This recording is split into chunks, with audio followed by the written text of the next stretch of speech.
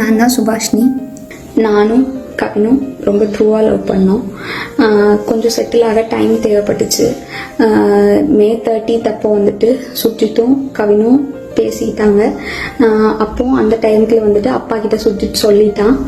அப்பா வந்துட்டு இந்த மாதிரி லவ் பண்ணுறியான்னு என்கிட்ட கேட்டப்ப இல்லைப்பா நான் லவ் பண்ணல அப்படின்னு சொல்லிட்டேன். ஏன்னா கவின் என்கிட்ட டைம் கேட்டிருந்தான். இன்னொரு 6 months கழிச்சு சொல்லு ப்ளீஸ் அப்படின்னு சொல்லியிருந்தான். அதனால வந்துட்டு நான் வந்துட்டு அப்பா கிட்ட அன்னைக்கு சொல்லலை. அதுக்குள்ளே நெக்ஸ்ட் அப்கமிங் மந்த்துக்குள்ளே இப்படி ஆயிடுச்சு. 2 பேருக்குள்ளே என்ன கான்வர்சேஷன் போச்சுங்கிறது தெளிவாக தெரியாது. ஆனால் கவினுக்கு ஃபோன் பண்ணி சுஜித் வந்துட்டு பொண்ணு கேட்க வாங்க, இவ மேரேஜ்க்கு மூவ் பண்ணாதான் அடுத்து என்னோட ப்ரொஃபஷனை பார்க்க முடியும் அப்படின்னு சொன்னான் அப்படிங்கிறது எனக்கு தெரியும் கண்டிப்பாக.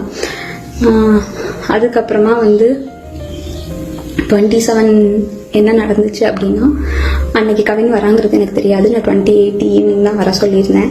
அவங்க தாத்தாக்கு தலையில் சூச்சர்ஸ் இருந்ததுனால நான் வந்துட்டு ரூம் பார்த்துட்டு அட்மிட் பண்ணணும்னு யோசிச்சிருந்தேன். அப்போ வந்துட்டு ஆஃப்டர்நூன் மங்கம்மாள் சாலைக்கிட்ட வந்து நின்றுட்டு தான் எனக்கு வந்துட்டு தெரியவே செய்யும் அவங்க வந்திருக்காங்கன்னு சொல்லிட்டு. ஸோ டைரெக்டாக நான் அங்கே ஐபிக்கு கூட்டிகிட்டு போயிட்டு கவின் உள்ளே வந்தான். பட் அவங்க மாமா கிட்டேயும் மட்டும்தான் நான் பேசிகிட்டு இருந்தேன். பேசிட்டே அப்படியே கவின் வெளியே போயிட்டான். அங்கேருந்து கிளம்புறப்பந்தான் அவங்க அம்மாவும் கிளம்புறப்பந்தான் கவின் எங்கே அப்படிங்கிறதே நாங்கள் யோசித்தோம். நான் ட்ரீட்மெண்ட் ப்ரொசீஜர்ஸ்லாம் எக்ஸ்பிளைன் பண்ணிட்டு இருந்தேன். அப்போ யோசிச்சுட்டு நான் வந்துட்டு சொன்னேன்.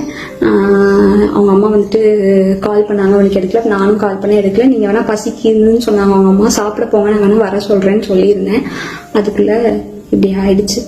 ஸோ வந்துட்டு இது தேவையில்லாமல் நிறையா இஷ்டத்துக்கு யாரும் வதந்தியை கிளப்ப வேண்டாம். உங்களுக்கு தோணுது எல்லாத்தையும் பேசாதீங்க. எனக்கும் கவினுக்கும் என்ன நடந்ததுன்னு எனக்கும் அவனுக்கும் மட்டும்தான் தெரியும். எங்கள் ரிலேஷன்ஷிப் பற்றியோ எங்கள் 2 பேரை பற்றியோ இனி யாருமே தப்பாக பேச வேண்டாம். யாருக்குமே எதுவுமே தெரியாது. எங்கள் அப்பா அம்மாவுக்கு இதில் எந்த சம்மந்தமுமே கிடையாது, அவங்களுக்கு தெரியாது.